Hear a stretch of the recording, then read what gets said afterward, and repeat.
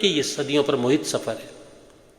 پاکستان کی عمر صدی سے بھی کم ہے، مگر یہاں بسنے والوں کی نسلوں کا ایک تسلسل ہے، اس کے درمیان کوئی رخنا نہیں ہے۔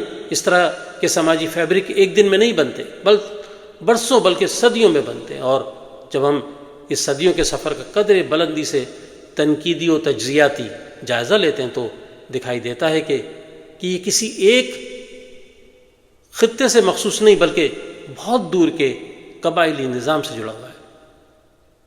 سماجی ارتقائی سفر میں انسانوں نے بہت کچھ سیکھا اور خود کو تبدیل کیا ہے۔ جیسے جیسے انسان نے علمی و عقلی شعور حاصل کیا، وہ قبائلی طرز معاشرت سے دور ہوتا چلا گیا۔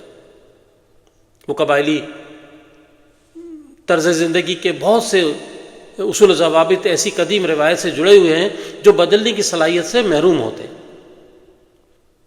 اس کی پہلی اور بنیادی خرابی یہ ہے کہ وہ فرد کی سماجی آزادی کے خلاف ہے۔ وہاں کوئی ایک فرد مقتدر ہوتا ہے، ساری طاقت اور اختیارات اس فرد واحد کے میں سمٹ آتے ہیں۔ وہ اپنے مخصوص گروہ کے ساتھ مل کر قبیلے کے دیگر افراد کی شخصی آزادی چھین لیتا ہے۔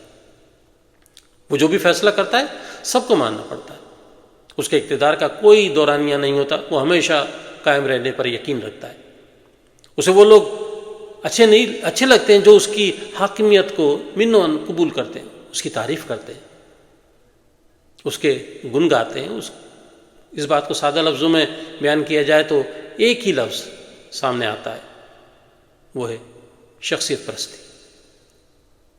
اس مخصوص طریقے پر ہم صدیوں سے عمل کرتے چلے آ رہے ہیں۔ ہزار طرح کے بدلتے رجحانات اور خیالات کے باوجود اس میں کبھی ناکام نہیں ہوئے۔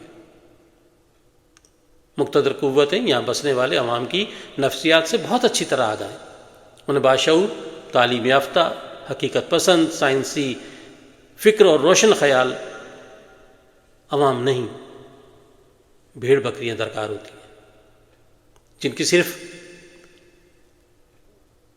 جن کی آنکھیں صرف وہ دیکھیں جو وہ دکھانا چاہتے ہیں، ان کے کان صرف وہ آوازیں سنیں جو وہ سنانا چاہتے ہیں،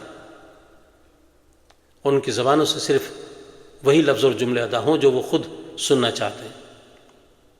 لہٰذا انہوں نے اپنے پھیلائے ہوئے مکڑی کے جالے میں ایسے بہت سے بندوبست کر رکھے ہیں جن کی مدد سے طے شدہ نعرے، مخصوص بیانیاں، گھڑے ہوئے اقوال، نافذ کردہ طرز معاشرت کو فروغ دیتے ہیں۔ یہ مخصوص اقدامات فرد کی نشو میں روک دیتے ہیں اور نسلوں میں اتنی گہرائی تک اترتے چلے جاتے ہیں کہ لوگوں کو اس طرز زندگی کے متصادم ہر بات ناگوار گزرتی ہے۔